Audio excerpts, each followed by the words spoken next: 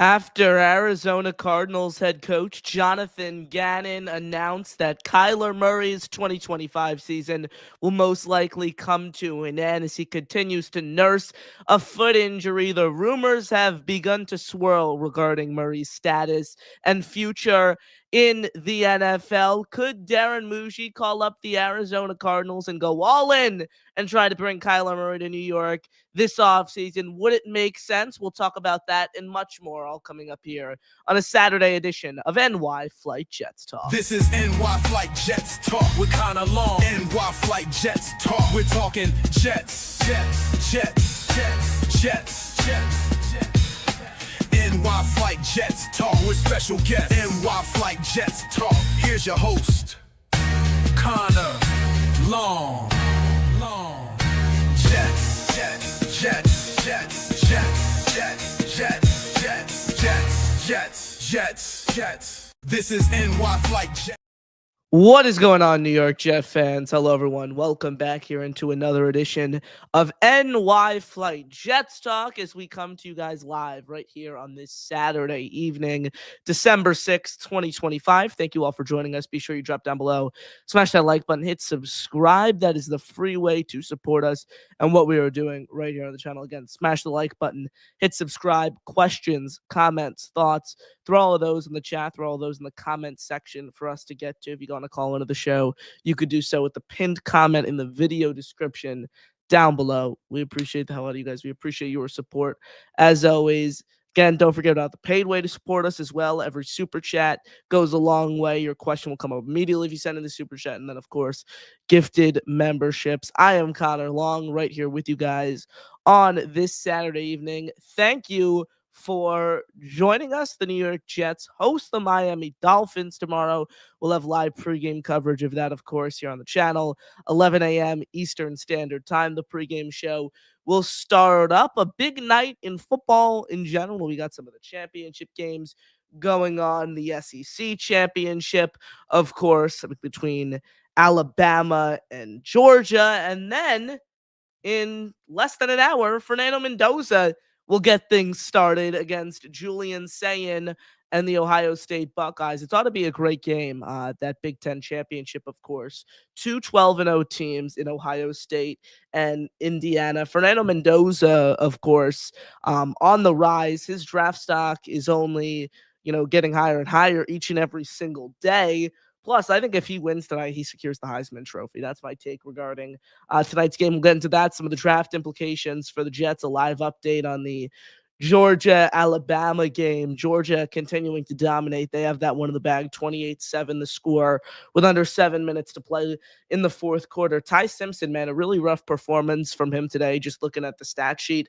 He threw a bad interception earlier. As of now, 15 of 29, 150 yards, a touchdown, and a pick. It's going to be interesting where his stock kind of sits after today's game, especially if Dante Moore makes the decision to declare for the draft and come out in April. So a lot of interesting draft stuff to monitor here over the next few weeks, and feels like every road, every possibility that we explore when you talk about Jets offseason plans already, it all roots back to the quarterback position, right? The Jets took a calculated risk on Justin Fields last offseason. Signed him, 2-year, $40 million deal, $30 million guaranteed.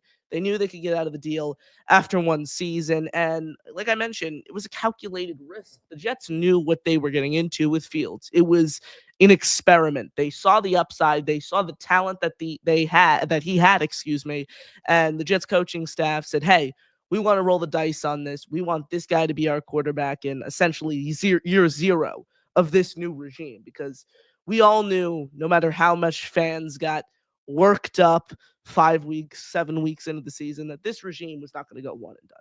They simply weren't. And then, of course, after the trade deadline, that was made apparently known. It was blatant that this regime was not going one and done. So they had an experiment year one.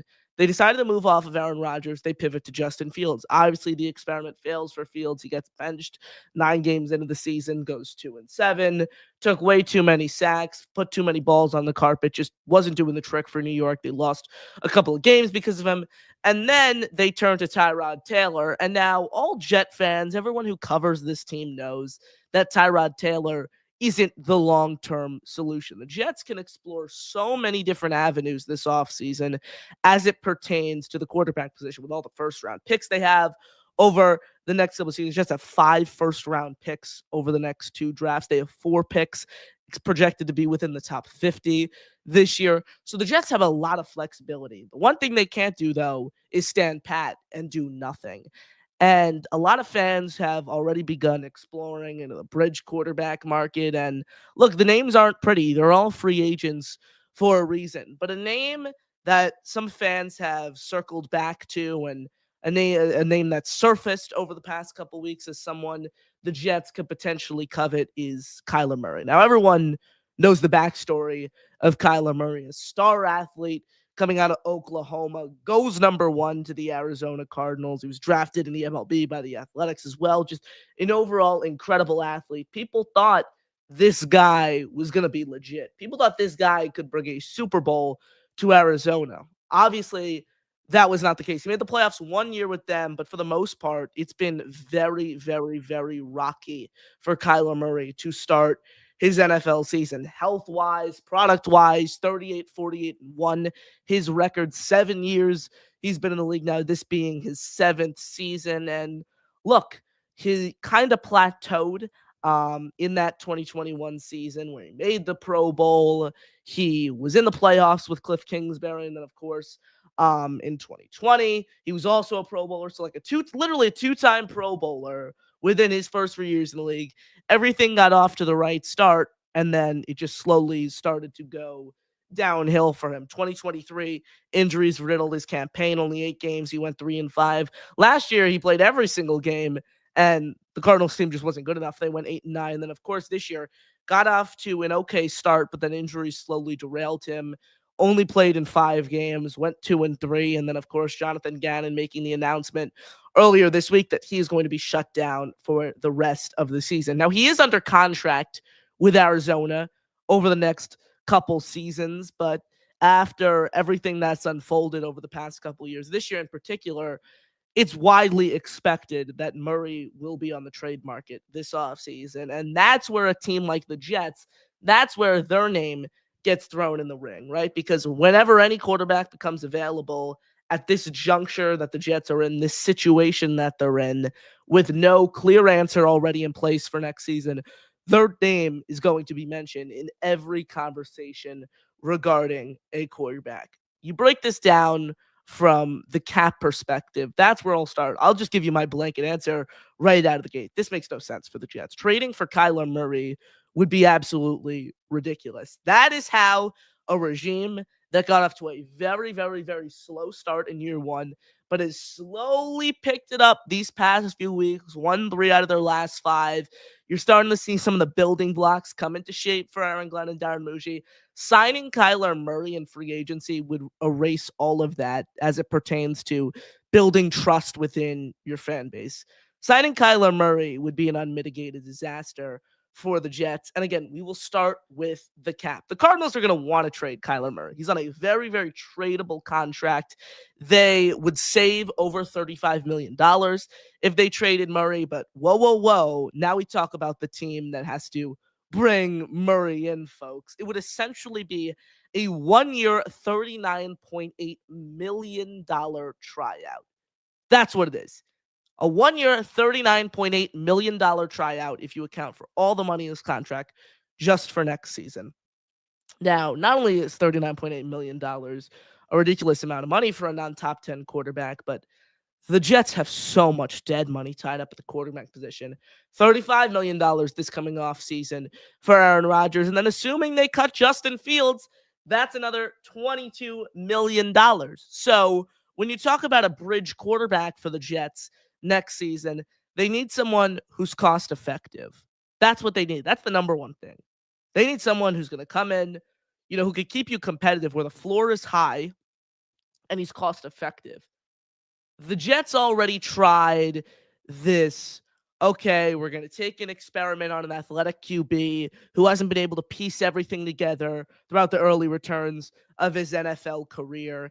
Let's try to roll the dice that. The Jets just did that, like I mentioned at the top of the show, with Justin Fields. That didn't work out. Now, taking on a contract that Kyler Murray has while also giving up assets for him, I think makes no sense. I think that would be absolutely ridiculous. Now, again, it's not the price that the Jets would have to give up in the trade. Because if you're looking at his contract, the Cardinals would probably ask for, maybe a fifth and a sixth round pick, a fourth round pick, something along those lines. The asking price isn't going to be insane.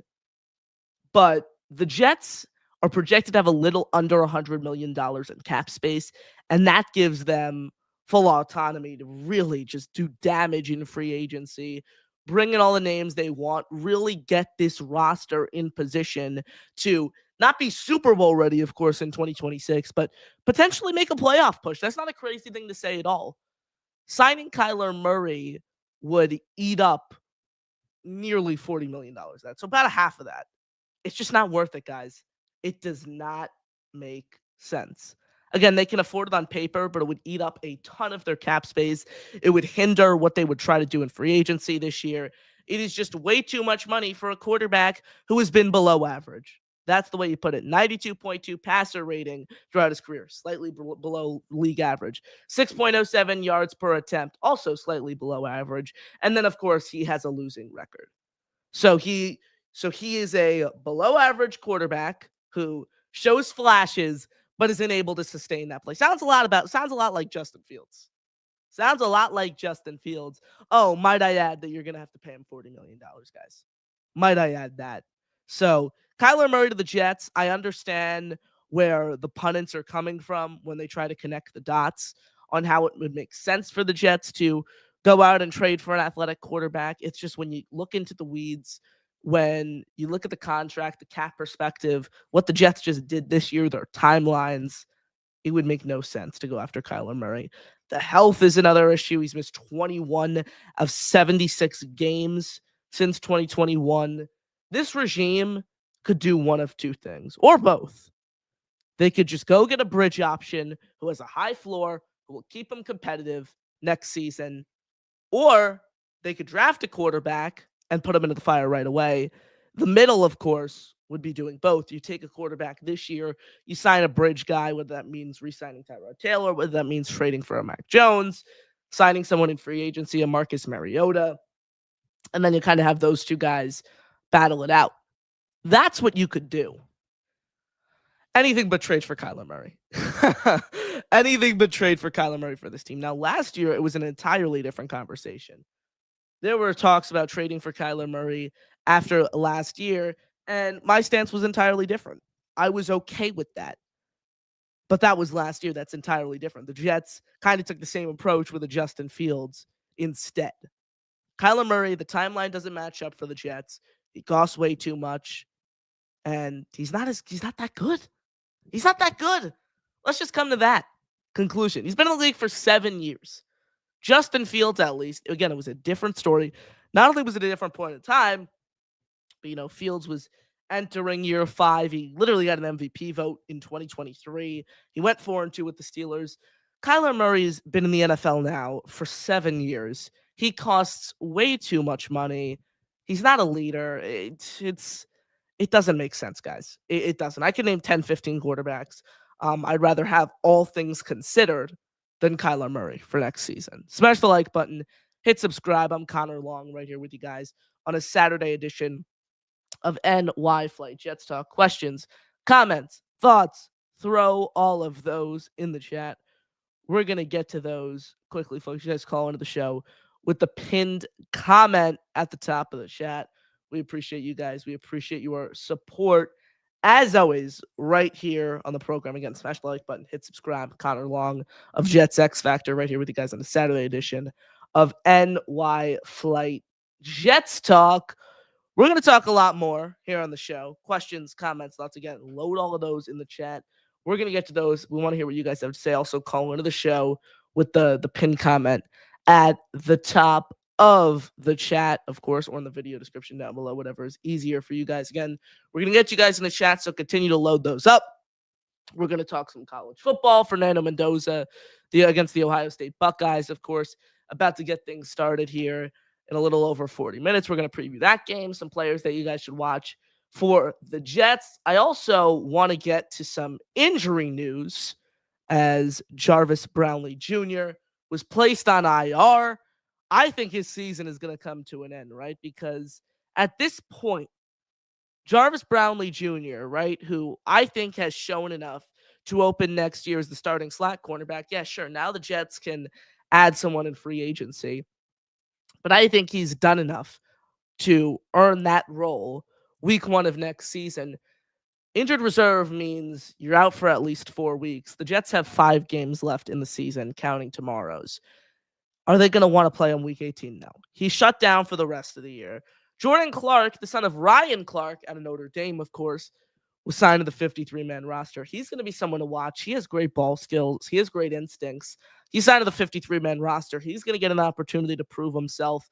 The other injury news, Marcelino McCrary-Ball, hamstring injury. He's back on IR. We won't see him again this season, most likely. So that's the latest roundup as it pertains to roster news and roster transactions. Justin Fields, of course, will be out tomorrow with what Aaron Glenn described as knee soreness. So Brady Cook, of course, will be the Jets' QB2 tomorrow. We'll pull up that clip. We'll go to Aaron Glenn. Let's see what he has to say about Justin Fields and his knee injury, while Brady Cook will suit up as the Jets QB2 tomorrow for the 3rd time this season. Let's take a listen here, folks. He's a very fiery guy. And the one thing that we do quite a bit in practice is we have a number of competition periods. And you see exactly how he goes about his business when his time comes up to really be in that situation to compete. He looks forward to it. He always asks when those opportunities are going to come for him to get a chance to do it. And we make sure we give him those reps, So he's a very competitive guy. He's going to be a quarterback in this league. I do know that. I can't tell you when, right? But he'll be a quarterback in this league. He's a very fiery guy. That's Aaron Glenn right there talking about Brady Cook. Again, the 3rd time this year he will suit up as the Jets' quarterback 2. So we're 1 play away from seeing Brady Cook take the field. That's what this season has come to, folks. 1 play away from Brady Cook being out there, of course. So that's the latest on the injury front for the Jets. I think there's a case to be made that Cook should take over as the team's QB2 even when/if Fields gets healthy. So we could potentially see that as well. So it's going to be an interesting 5 weeks for the Jets because, again, people often forget this, but 5 weeks, counting tomorrow's game, of course, there is a lot of time left. A lot can transpire in 5 weeks, even for the tank people. Even for the tank people who think these games are meaningless, no matter how crazy it is. There are still people out there who think these games are meaningless. And even for those people, so much can change over these next few weeks for the draft order, for the college football world, of course, because you have the championship games going tonight, but then the college football playoffs upcoming. So, again, these are going to be a really intriguing 5 weeks. So then you still got the guys who are, playing for their next contract. Breece Hall, I think if I had to make a prediction, he's back next year with the Jets. I don't know if it's an extension or a franchise/transition tag, but I have to predict he's back in a Jet uniform next season. So again, that's the latest I think you could say on the injury front. Brady Cook will serve as the Jets' backup quarterback tomorrow. Jarvis Brownlee Jr., Jets slot corner, probably be shut down for the year, placed on IR. Same goes for linebacker, special teams captain Marcelino McCrary-Ball. A lot of guys getting opportunity, and that's what it's for, honestly, this time of year. With 5 games left, the season all but over in terms of the record. This is what this time of year is for. The evaluation phase for rookies to come in and, try to solidify a role and carve out opportunities ahead of next season. So that's what this time of year is all about, folks. Again, pregame coverage of tomorrow's matchup, Jets versus Dolphins, 11 a.m. live on the channel. Now, I want to get into an article I wrote earlier today, of course, over at jetsxfactor.com. 3 players that fans should be watching in tonight's Big Ten title game, kicking off in about 38 minutes. Of course, 8 o'clock Eastern Standard Time is when the game gets underway. So definitely tune in for that. I'm certainly going to be watching it. Three guys I think fans should be focused on tonight. The obvious, of course, Fernando Mendoza. He has only improved his draft stock each and every single week. He's been one of the best quarterbacks in college football all year long. And I mentioned my hot take earlier. It's not even a hot take. Let's be honest here. And I read it in the article, of course. I think if he's able to knock off Ohio State tonight and officially punch his ticket to the college football playoffs, he's secured himself the Heisman Trophy. That's my opinion regarding Fernando Mendoza. Keep an eye out for him. And also keep an eye out on his number one wide receiver, Elijah Surratt. This is someone ranked number 65 overall on the consensus big board. Could be in play for the Jets in the second round. And he's someone who started off his college career at a smaller school in the Sun Belt, James Madison University, of course, and then transferred to Indiana last year. Did some damage there, of course, highlighted by his 165-yard performance against Purdue. But he is someone the Jets can covet in the second round because, look, Adonai Mitchell, John Mechie, those aren't guys who are going to fully deter you from taking a receiver at all, but maybe they continue to show you enough down the stretch here as well where you don't have to take a receiver in the first round. You don't have to take a pass catcher with, either one of your either one of your two first round picks. So that is certainly a situation to monitor as well on the Jets side of things as the year progresses. And a receiver, however, who would be a little too hard to pass up on potentially for the Jets is Ohio State's Carnell Tate. He's going to be a first round pick. And I think if you pair him with Garrett Wilson, the Jets could have a top NFL receiver duo since the day he enters the building. That's just how good he is. That's how explosive, that's how athletic he is at just 25 years old. The separation, the talent, he's the deep threat that Garrett needs, right? Because Garrett is kind of the route running technician and Carnell Tate is surgical with his routes. He's a great route runner. There's no way around that. But he is more the deep threat. Send him downfield and he will make a play for you. I think the Jets need someone established like that next to Garrett Wilson. So he's going to be a player to watch. Obviously on the defensive side of the ball, there's a lot of talent, not a lot of guys I think the Jets could target, but three names I'll just rattle off the top of my head that I think fans should be paying attention to tonight. Defense, safety, Caleb Downs, of course, Ohio State, all three on Ohio State. Linebacker, Arvell Reese, Ohio State, and their other linebacker, Sonny Styles. So pay attention to all six of those guys totals, the three in particular being Fernando Mendoza, Elijah Surratt, and who's my last one? Carnell Tate, of course. I don't know how I forgot him. He was the hardest to forget. We just spoke about him. Nevertheless, thank you for joining us. Smash the like button. Hit subscribe. I'm Connor Long right here with you guys on NY Flight Jets Talk. Questions, comments, thoughts, throw those in the chat. We're going to get to those. First, let's head over to the phone lines. Kyle Clifton, first up here on the show. Kyle, how you doing, my friend? What's going on, Connor? How was your Thanksgiving? It was solid, man. It was solid. How about yours? Not too bad. Not too bad. I'm hearing the dog here. I'm like, it's lit like Breaking Bad in the background. Yeah. So, I joined a little bit late, but I saw your headline. Like, Kyler, I don't know, man. It would have to be, at no cost. Like, they cut him, we pick him up. He's a bridge. Yeah.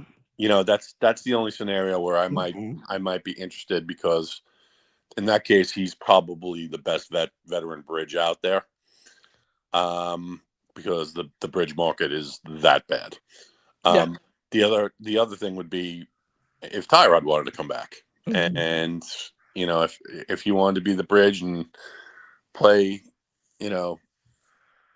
between 4 to 8 games and let the kids sit for a little bit and kind of go from there, that would be great. Whether it's first round or day 2 that we take a quarterback, that's a scenario I wouldn't be disinterested in. Carnell Tate I would love. Yeah. I mean, you put him as one of the perimeter guys, you put AD as one of the perimeter guys, and then you put Garrett in the slot, you are cooking with gas, man. Mm-hmm.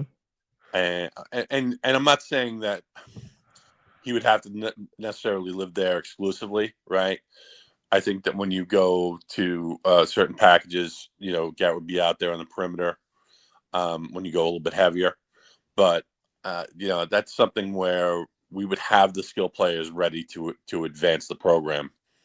And I'd be very interested in that. Yeah.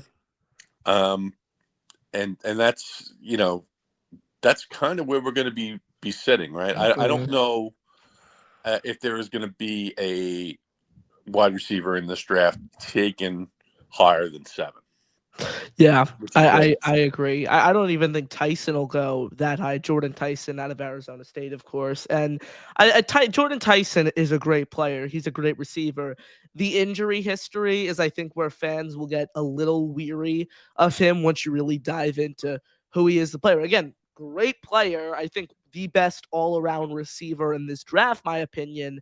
But the injury history is scary, especially when you talk about the lower body. That's something that teams always monitor around draft time. As it pertains to Kyler, yeah, if you missed my point, I'm happy to sum it up.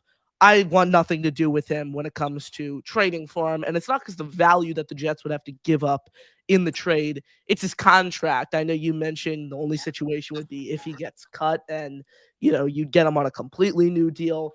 My thought process would maybe be a little different there. You could convince me on that. I think some team will trade for him, though. I think there will be a team out there who gives the Cardinals something in exchange for him. And they want that because if they trade him, I mentioned the stat earlier, they get over $35 million in cap space freed open. And the team that acquires him takes him on for a 1-year, $39 million tryout.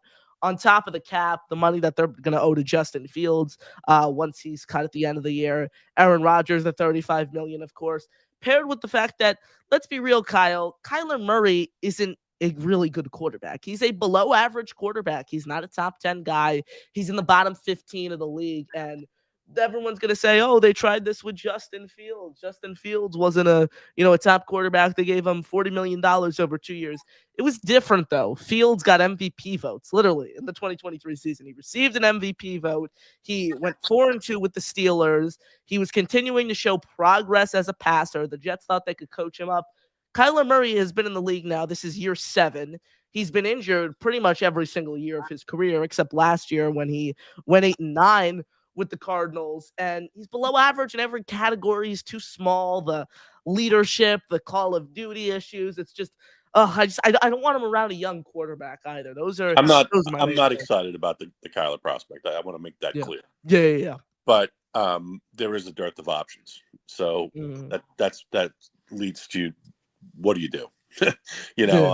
I and you beat me to the punch talking about Tyson. It's the injury history and the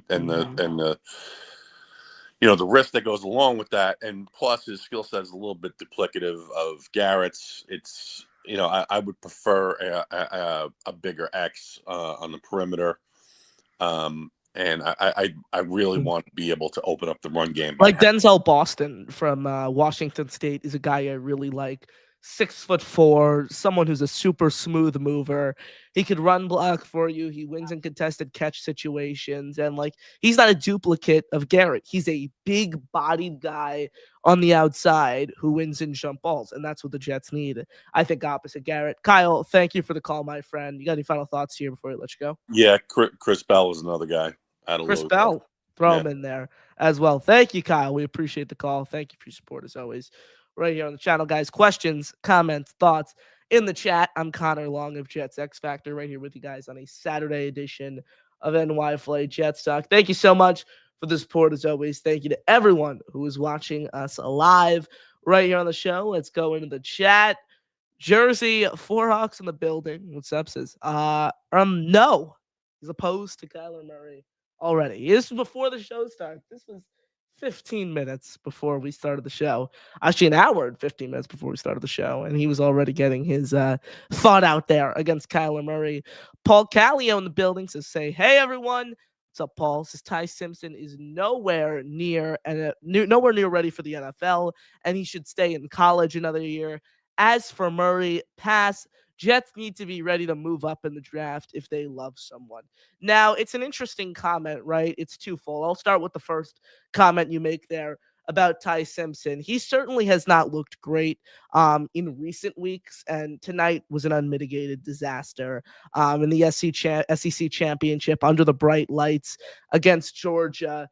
it doesn't fully deplete his draft stock. Like, I still think he will be a first round pick. Top 10, I don't know, especially with the possibility each day growing of Dante Moore declaring for the draft this year and coming out. Like, that possibility, I think, will really shake up the draft order. Which teams move up, which teams stick and pick, the overall value of the picks that will be traded, etc. I happen to like Ty Simpson, the intangibles that he has. I think he processes the field very well. I think he has the best pocket awareness among the quarterbacks in this year's draft. He has traits that I think can be developed and won with at the NFL level. I'm not saying Fernando Mendoza does not have, similar traits. I'm not saying Fernando Mendoza isn't a good quarterback. I think Ty Simpson's a good quarterback. I think Fernando Mendoza is a good quarterback. Overall, I think this class is heavily overrated, and it was to begin with. I like Dante Moore if he comes out to be my QB1. And as it pertains to your Murray comment, absolutely, I'm right there with you, brother. Appreciate the support. As always, Bob in the building. Pretty much, again, before the show, verbatim of what I just said. The QB class is not looking good so far. That's his big test for Mendoza tonight. Yeah, absolutely. I mentioned it earlier in the show. If he wins tonight, if he has a good game, I think he locks up the Heisman Trophy. He's going up against an Ohio State team that is number one ranked in the country, that is 12-0, that is competing every single year, and that won a national championship. Like, this Ohio State team is legit. They probably have, I think, 5 or 6 guys on their roster who could be first round picks this season. Really. So, look, there is going to be a lot of eyes, a lot of eyes on tonight's game. A lot that lies on tonight's game for sure, because it's draft stock, not only for Mendoza, Carnell Tate, Elijah Strat, Caleb Downs. The quarterback, of course, is atop that list because in prime time, they matter the most. But also, this game impacts the stock and the draft stock of other players on the depth chart as well. So keep that in mind. Dante drops in with a $20 super chat. Shout out to you, Dante. Thank you for the support, my friend. Thank you, guys. Get your super chats, get your gifted memberships in. They go a long way to supporting us right here on the channel. They help us grow significantly. Thank you so much, man. Appreciate that, Dante. Says, miss me with Ty Simpson. I got Zach vibes from some of those missed throws. Yeah, I mean, it's easy to point to a lot of guys and get Zach vibes. I got Zach vibes from Jackson Dart. I'm just going to say it. Jackson Dart has been an incredible quarterback this season for the New York Giants. So, look, there's going to be a lot of discourse this offseason among this fan base regarding who the Jets should take. Honestly, I think it's just beyond that. I think it's the development plan that the Jets have in place for that quarterback. I think it's, the value that the Jets get in that quarterback, how he's able to perform and build chemistry with the supporting cast around him. Fernando Mendoza, I'd say right now, is my QB1. Before tonight's game, for Big Ten championship, for those who are seeing it after, I think Fernando Mendoza is my QB1. Number 2 is Ty Simpson. That is if Dante Moore doesn't come out. If Moore comes out, he's my 1. Mendoza's my 2. Simpson's my 3. I'd probably say Jaden Mayava is my 4th out of USC if you wanted the 4th on that list. So there are a lot of different guys that are going to be heavily talked about starting now through April. That's what's going to happen. It's going to be from now through April. There is going to be so much discourse as to who the Jets should select. Should the Jets, what quarterback coach should they bring in? Do they need to fire the QB coach they have right now in Charles London? There's going to be so much to talk about. We're going to break it down, of course, right here on NY Flight Jets Talk. So thank you for that super chat, Dante. We appreciate you. We appreciate your support right here on the channel, guys. Again, get all your thoughts in the chat. We got 231 of you guys watching us across all platforms. Smash the like button, hit subscribe. That being live, of course, along with the hundreds that watch us after the fact. Thank you for your support as always. Our guy Dylan Terriman, DT, who will join us on the program Friday. Shout out to you, DT. Thank you for tuning in, man. It says, what if they gave the Jets a second rounder in 2026 and we kept all of our firsts? You, DT, you're trying to get me to say I want Kyler here. That's what you're trying to get me to do. It's a good question overall. I don't think they would get at that. In that case, I think they would just move on from Kyler and cut him. I don't think they want to give up anything for Kyler Murray. I think they want to get a day 3, maybe end of day 2 pick in return. I don't see a world where they would give up a second rounder just to get Kyler off the team. I'm looking at their picks right now. A 2026 second rounder. They don't have it to that. Well, excuse me. No, they do. And it's very high. It's 39th. For the hypothetical, I'll still say no. Yeah, again, I don't think this is a realistic situation, to be honest. But if it is, I would say no. Again, the contract, the Jets already have 4 picks in the top 50. They don't need another one, and that doesn't mitigate the expense that Kyler Murray would be on your books as well, and how he would hinder your approach to free agency. So I'm saying no to that. I would not. I still wouldn't do the deal if the Jets got a second round pick in return. But it's a good hypothetical, DT. Certainly food for thought there. Thank you. Rep NY says you need to actually develop a QB or sign another vet. Signing another vet, Caden, only pushes the can of drafting a QB down the road. That's what it does, right? Because Marcus Mariota, Kirk Cousins, all these Gardner Minshew, all these different names, like none of them are long-term solutions. They're patches for 1 year. The Jets need to have a vision. That is the biggest thing. The Jets need to have a vision. The Jets have to get their guy, develop him, select him in the draft, develop him, have a plan for him, and he needs to have success or the regime is gone before 2028. That's the reality. That's the reality. Now, if the Jets wait till 2027 to take a QB, which is certainly a possibility, I think this regime will be forced to win with a rookie quarterback unless they win 8 or 9 games next year. I think that's super important. I think that's what fans have to realize. That, maybe if the Jets pass up on a quarterback this year, they have to win with a rookie. Talking about Aaron Glenn and Darren Bush. They have to win with a rookie in year 3 of their regime to sustain their jobs. I mean, different timelines, of course, but that's essentially what happened with Brian Daboll and the New York Giants, and he got canned midway through the season. So I think selecting a quarterback this year, they have to take one this year. Now, if it's with your top 10 pick, we can talk about that. But at some point, even if it's a second-round guy, Jaden Mayava out of USC, Brandon Sorsby out of Cincinnati, they need to take a quarterback. Of course, before the 4th through 7th round crapshoot. The Jets have Brady Cook as that shot in the dark, random unknown guy. The Jets need to take a quarterback on the first 2 days of the draft next year, in my opinion. I think they need to do that. We'll wrap with this one from Dante. Almost 40 minutes here on the show. So thank you for joining us. Smash the like button, hit subscribe. Connor along with you guys here on the show. Again, completely free. Help support us. Thank you. Means the world. We appreciate you all for joining us and supporting right here on the show. Dante, thank you. You sent the $20 super chat earlier, so we'll wrap with your questions. Now it's an actual mystery. What do the Jets do at QB this offseason? If I had to make a prediction now, what the Jets do this offseason, I'll make mine. I'll say they take Fernando Mendoza in the first round and they sign Marcus Mariota in free agency. I'll say that. I think that's the safest route.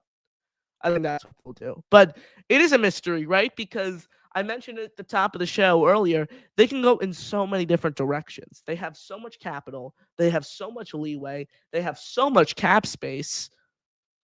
They can, go in multiple different directions. They have so many different options, and I think that's why the trade deadline was so important. I think that's why the Jets won both of those deals by a landslide with Sauce Gardner and Quinnen Williams. It gave them so much more flexibility now for this rebuild and for this regime to do what they want with the team moving forward. Dante sent in another super chat, so we'll have to wrap with that. Thank you so much for the $5, Dante. Appreciate you and your support. As always, I'm more open to Jets taking Aller in the 4th. What I actually did in my mock offseason, my first one for JetX, I had them taking Fernando Mendoza with their, not Fernando Mendoza, excuse me, Ty Simpson with their top selection, number 7 overall. And then I had them taking Drew Aller in the 5th. Drew Aller is a really interesting case because he was on top to he was on pace, not only to be a first-round pick in April, but potentially the top quarterback. And then, of course, the season-ending ankle injury destroys his draft stock. He's someone with the prototypical size, with tools that can be worked with. I would definitely not be opposed to taking a shot on him in one of the later rounds, especially given all the draft capital that the Jets have this year. So keep an eye out on Drew Aller, folks. Look at him and potentially view him as a day 2 or day 3 target for the Jets. I like him. Again, strong arm, very, very good size, great athleticism. Again, Drew Aller, keep your eye out on him. There are so many day 3 guys I think that fans should be looking forward to in this draft. And of course, it is still so early. The college football playoffs haven't even started yet. There is still so much time for the draft to happen, the combine, everything in between. So there's a guy like Drew Aller, Jaden Mayava, Brandon Sorsby, who I mentioned, Garen Nussmeyer is going to slide, John Mateer, Sam Leavitt if he comes out, Darian Mensah out of Duke, who everyone's beginning to talk about, Diego Pavia. He's on the older side, though, out of Vanderbilt. Again, so many different avenues the Jets could explore. And whatever they do, it has to be right. Because whatever quarterback that Darren Mushi and Aaron Glenn commit to, they will be riding and dying by the success of that quarterback in New York. Smash the like button, hit subscribe. I'm Connor Long, right here with you guys at NY Flight Jets Talk. Thank you so much for the support, as always, right here on the program. Again, tomorrow, 11 a.m. Eastern Standard Time. We'll be back. Jets versus Dolphins pregame coverage. Be sure to smash the like, hit subscribe. Again, the free way to support us right here on the channel. Read my work every day over at jetsxfactor.com. Thank you all. That'll do it for me right here on NY Flight Jets Talk. I'm Connor Long saying have a great rest of your Saturday evening, everyone. And as always, JTS, baby. Jets, Jets, Jets. Peace out, folks.